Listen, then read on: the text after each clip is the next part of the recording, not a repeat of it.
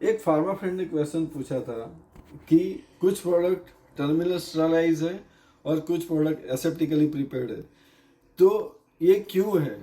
सारे product terminal sterilise क्यों नहीं होते, या सारे प्रोडक्ट एसेप्टिकली प्रिपेयर्ड एसेप्टिकली क्यों मैन्युफैक्चर नहीं होते? तो उसका रीज़न आज के वीडियो में मैं क्लियर करने का ट्राई करूँगा।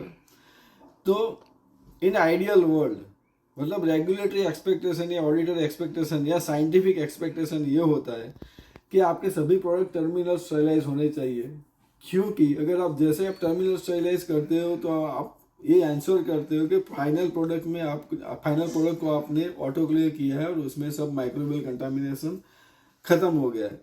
और ये आइडियल सिचुएशन है, सभी प्रोडक्ट टर्मिनल स्टरलाइज होने चाहिए, बट सभी प्रोडक्ट टर्मिनल स्टरलाइज नहीं होते। कुछ प्रोडक्ट हम एसेप्टिकली भी मैन्युफैक्चर करते हैं। तो इसका रीज़न ये है कि जब हम टर्मिनल स्टरलाइज करते हैं तो उसको हम एक हाई टेम्परेचर पे एक्सपोज करते हैं, और कुछ प्रोडक्ट ऐसे हैं कि जो हाई टेम्परेचर को सस्टेन नहीं कर पाते, हाई टेम्परेचर को विस्टैंड नहीं कर पाते, उसमें इम्प्योरिटीज जनरेट होती है, प्रोडक्ट केमिकली डिग्रेड होता है और हो सकता है कि आगे जाके स्टेबिलिटी स्टडीज में फेल हो सकता है। तो कुछ प्रोडक्ट ऐसे हैं कि जो हीट विस्टैंड नहीं कर सकते, उसको हम हीट नहीं दे सकते, उसको हम ऑटोक्लेव नहीं कर सकते, क्योंकि अगर हमने ऑटोक्लेव किया तो उसके अंदर इम्प्योरिटीज बढ़ सकती है या उसका केमिकल स्टेबिलिटी इम्पैक्ट हो सकता है। तो इस रीजन से जो प्रोडक्ट हीट विस्टैंड कर सकते हैं, जो प्रोडक्ट हम ऑटोक्लेव करें तो उसमें प्रॉब्लम नहीं आता है, उसका केमिकल स्टेबिलिटी पे इम्प्योरिटी पे इम्पैक्ट नहीं आता है, तो वैसे प्रोडक्ट को हम टर्मिनल स्टरलाइज करते हैं।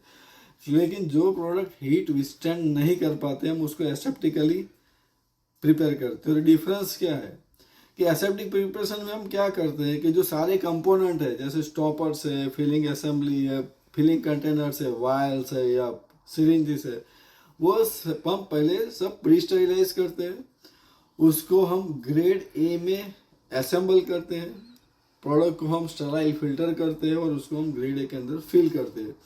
और जब हम एसेप्टिक प्रोसेसिंग की बात करते हैं तो ग्रेड ए होता है और सराउंडिंग एरिया ग्रेड बी होता है। अगर आपका आइसोलेटर है तो एसेप्टिक प्रोसेसिंग में ग्रेड ए आइसोलेटर रहता है और बैकग्राउंड एरिया ग्रेड सी हो सकता है।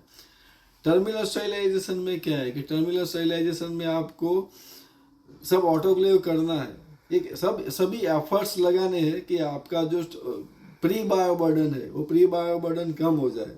उसके लिए आप सब कंपोनेंट्स को ऑटोक्लेव, रेगुलेटरी गाइडलाइन ये बोलता है कि सब आप all efforts should be made to reduce the bio burden into your pre processes. But जब आप फिल करते हो तो ग्रेड ए और आपका बैकग्राउंड एरिया ग्रेड सी हो सकता है, उसमें आपको बैकग्राउंड एरिया ग्रेड बी नहीं चाहिए when you are doing the terminal sterilization. तो उतना एक डिफरेंस है कि जहाँ पे आपको बहुत ज़्यादा बैकग्राउंड एरिया पे उतना फोकस नहीं है, जैसे एसेप्टिक प्रोसेसिंग में ग्रेड बी चाहिए बट टर्मिनल में ग्रेड सी चल सकता है।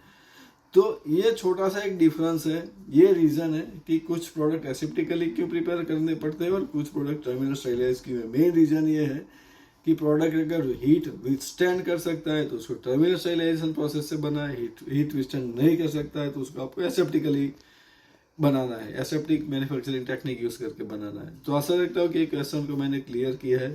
Thank you very much for watching my full video. Thank you.